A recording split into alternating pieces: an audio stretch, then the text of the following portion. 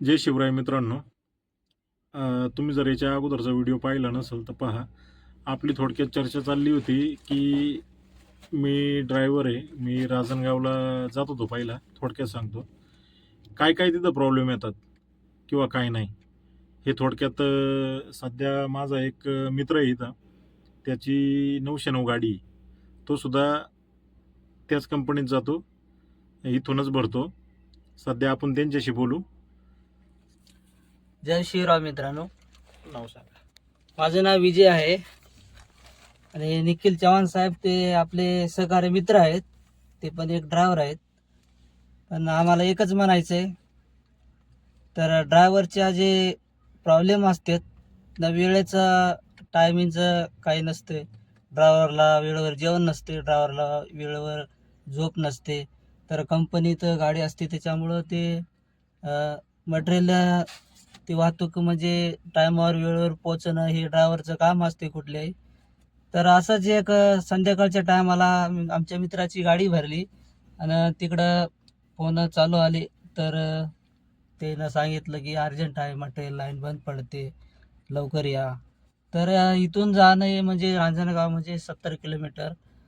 70 kilometre Chakan ते Shikrapur road one way म्हणजे single road असल्यामुळं खूप ट्रॅफिकचं प्रॉब्लेम असतोय. आणि धावपळ करत ड्रायव्हरनं पळत तिथं मटेरियल पोचती गाडी पोचती करणे. आणि तिथं गेल्याच्या नंतर एक वेळ असा होता, तर इथून ते आमचे मित्र गेले त्या कंपनीमध्ये. तर तिथं पोचल्याच्या नंतर गाडी खाली करते वेळेस जे डिस्पॅचला जे इथून जे भरून दिलेले मटेरियल, तर त्याच्या काही कारणामुळं काही चुकीमुळं तर ते मटेरियलचा काही इश्यू आला. त्याच्यामुळं एके दिवशी तर त्यांना संध्याकाळच्या रात्री त्याला गाडी खाली करून घेतली नाही त्याची. त्याची गाडी होल्ड केली आणि त्याला रात्रभर तिथं कंपनीत झोपायला लागलं. त्याने विनंती केली, गाडी खाली करून घ्या, मला सोडून द्या. नाही त्याला वेळेवर जेवण नाही भेटलं, नाही त्याला झोप भेटली.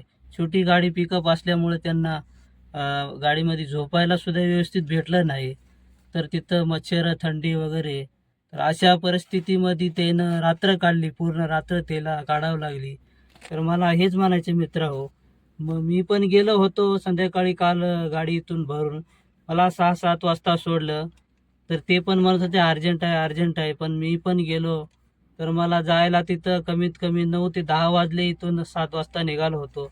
बॅड लक मला तिथं ट्रॅफिक जास्त नव्हती त्याच्यामुळे मी थोडंसं लवकर पोहोचलो. तरी गाडी खाली करून यायला मला जवळपास नाही नाही म्हणलं तर 1:30 ते 2 वाजले मित्र.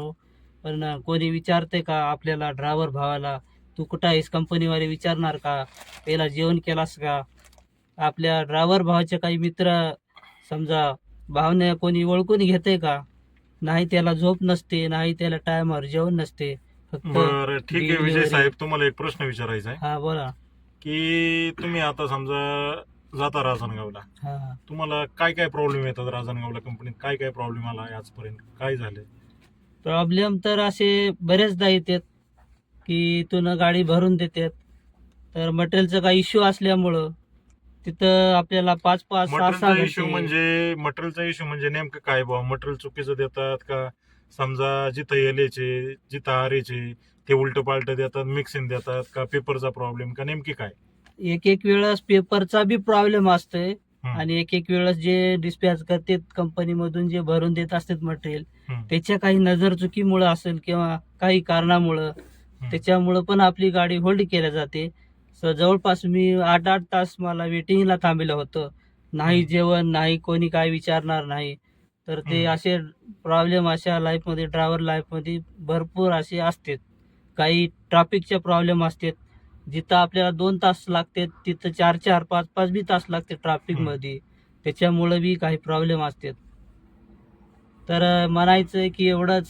तर कंपनी म्हणजे ड्रायव्हरची जी लाईफ असते, नाही त्याला टायमावर जेवण, नाही टायमावर त्याची झोप, अशी परिस्थिती ड्रायव्हरची बरं, ठीक असते. आहे. तुमच्या मते काय बदल केला पाहिजे बुवा? काय केलं पाहिजे नेमकी?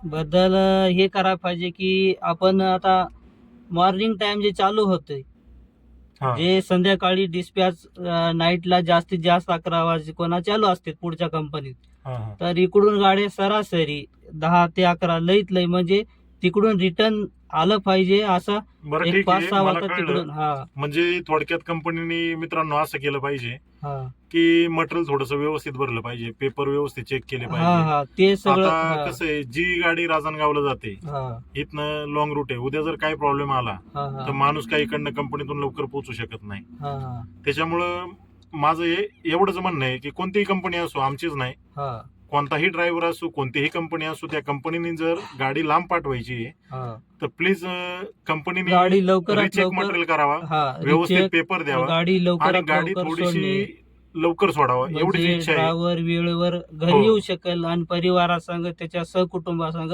आनंदित टायमावर राहू शकेल, येऊ शकेल, असं एवढंच म्हणणं आहे, बाकी ठीक आहे. काही नाही. मित्रांनो, हा तर मला फक्त एवढंच म्हणायचंय, तुम्हाला हे कन्व्हर्सेशन कसं वाटलं आणि तुम्हाला कसं वाटतंय, काय भावना आहेत तुमच्या, काय केलं पाहिजे, काय उपाययोजना केल्या पाहिजे, ड्रायव्हर बद्दल तुमचं काय म्हणणं आहे हे मला कमेंटमध्ये सांगा. आणि तुम्हाला जर असेच व्हिडिओ पाहिजे असतील तर ह्या चॅनेलला सबस्क्राईब करा. धन्यवाद मित्रांनो. आणि लाईक करा.